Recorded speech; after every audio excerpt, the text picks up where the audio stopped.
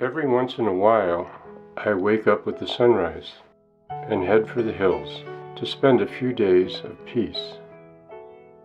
I always choose a natural environment with a source of wild natural water. That would typically be a day hike into a mountain canyon close to the source.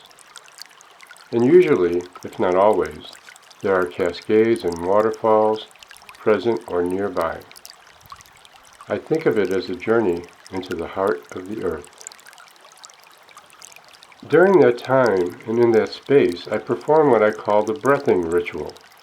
It is the gift from my guardian angels. It allows me to incorporate the elements of the pristine natural environment into the works of art that I create from the elements of the environment and a few simple ingredients that I bring along with me.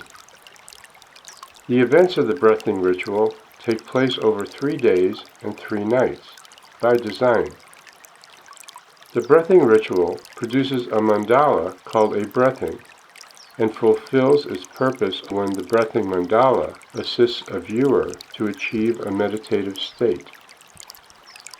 Upon arrival at the appropriate site, the very first action of the ritual is to be there for a while, fasting, gazing, marveling, and anticipating revelation.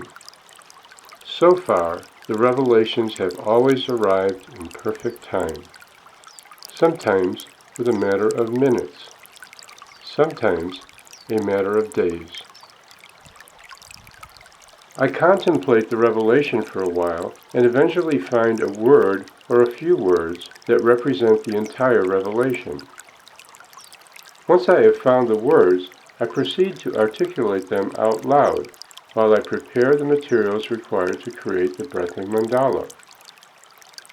The actions of the breathing ritual will involve specific art materials that include a vial of sifted manna flour, a vial of very fine cobalt blue powder, and my breathing brush made from fragments of sacred cloth.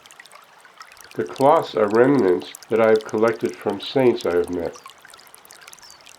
Just as likely, I might use a few pieces from the garments I happen to be wearing that day. While continuing to articulate the chant or prayer, I rend my garments. I tear them. And I save aside a few pieces to breath upon. My actions to tear each piece of the cloth are the same, but each piece of square cloth is uniquely different. I have been performing the breathing ritual since 1975 AD. Even though the fundamental actions are the same every time, the resulting mandala is different every time because the specific cloth and the specific environments and the specific prayers and chants are variable. The next action is to take the square pieces of sacred cloth and saturate them in the natural water. The wetness of the fabric facilitates the folding that immediately follows. I intend to fold the cloth in exactly the same manner every time, and yet the folded cloths turn out to be different every time. The edges of opposing sides are folded to meet in the center of the cloth. And then the corners of the folds are folded again inward. The side of the cloth with all the folds is destined to become a frame for the art which will be created on the other side that has no folds. After folding, I hold the saturated cloth so that the folds are against the palm of my hand, and the face of the cloth is exposed. And then I sprinkle manna flour onto the face of the wet cloth to create a wet paste. Then I gather up some of the cool cobalt blue dust on the fibers of my brush, chanting all the while. Next, I hold the wet folded cloth in the palm of my left hand with the wet manna-coated surface facing upward. I hold the brush and gathered dust between my lips and the face of the folded cloth, and I chant the sacred word that represents the recent revelation that came during my earlier meditation. The chanted word is carried along on my breath, and it passes over and through the blue cobalt dust. The word becomes a blue cloud, floating in the direction of the folded cloth. The dust sort of hitchhikes upon the word as it passes by, until it falls upon the face of the cloth. The blue cloud is held suspended in the wet manna paste.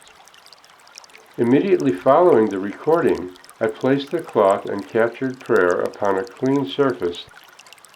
For the remainder of the day, the breathing is baked in the sunlight until it is cured and the prayer is permanently fused into the sacred cloth. It's a visual recording of a spoken prayer. In the evening of that same day, I perform a candlelight meditation that culminates with collecting soot from the beeswax candle flame upon a smooth, cold, hard object, like a shell or a stone. I then brush or wash the collected soot into a splash of water from the source to make a rich black ink. In the morning of the following day, I gather the baked breathing and the ink and a writing or a drawing tool, such as a quill or a stick or a pen, to highlight, clarify, and illuminate the word that was captured on the cloth. Upon completion of the illumination, I sign the breathing so that my sign appears in the lower right-hand corner to allow the subsequent viewer to orient it accurately. The presence of a breathing mandala in your room will emanate blessings that will be passively effective all the while that you are in the space. The blessings can be optimized if you take a few minutes from time to time to gaze and assimilate the breathing word into your mind and into your heart and into your soul.